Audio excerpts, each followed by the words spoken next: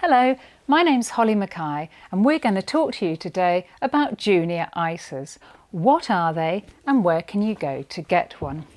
Well, I think of a junior ISA just like a pot. It's a savings pot and any money you make in it is essentially tax-free. That's good, isn't it? There are two types of junior ISA. Can you hold yours up? We've got a cash junior ISA or a stocks and shares junior ISA. You may put it down now. Anyone can contribute into these. This is another positive. For example, if you've got parents that like to help save for their grandchildren, and that means that come Christmas time, there's an alternative present to the sorts of tat that you may normally get. So how much can you put into a junior ISA?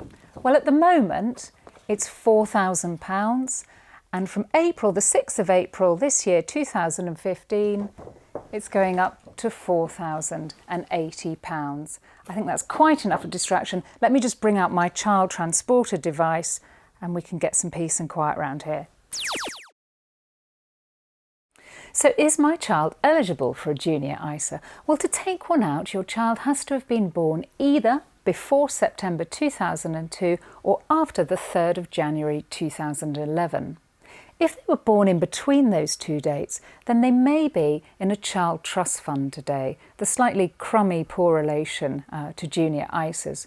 It's highly probable that from April this year, you'll be able to transfer your child trust fund into a junior ISA, but we're still just waiting for absolute final confirmation from the powers that be on that. Ready? No. So should I take out a cash ISA or a stocks and shares ISA for my child? Well, cash ISAs are safe and they're predictable. You know what you're going to get. The problem is if you're investing for the long term, then current interest rates are really low and the returns are not very exciting. If you're thinking about a stocks and shares ISA, well, many people say to me, well, Holly, what might I expect to make back over the long term?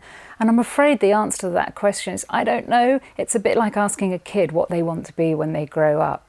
But let's look at what's happened in the past. Say 5 years ago, if you'd invested £1,000 into the FTSE 100, those are the biggest 100 companies on the UK stock market, you'd have made about £450 profit today.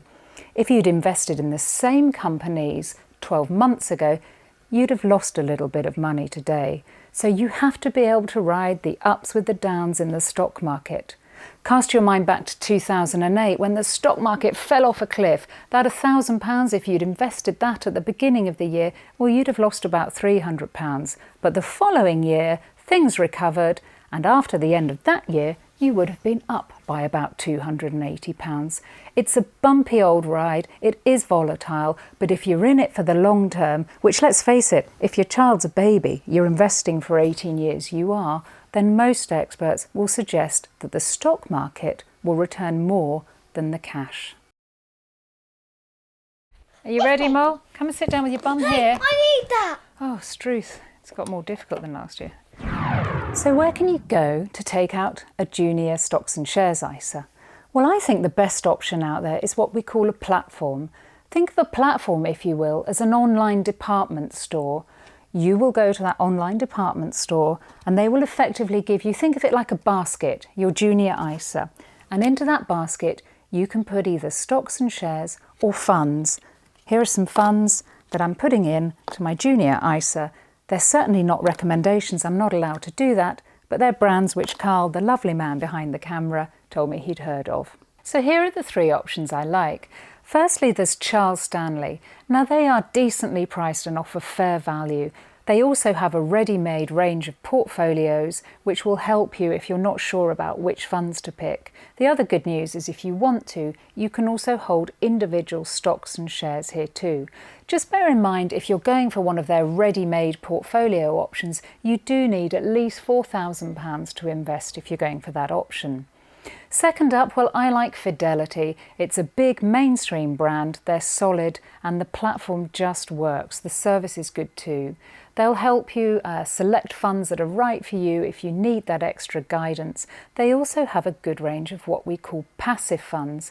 Passive funds are funds which aim to just mirror the market. They're mostly run by computers, not humans, but consequently they're a lot cheaper and they can be a good option for less confident investors. So go online and have a look at the passive fund range they offer.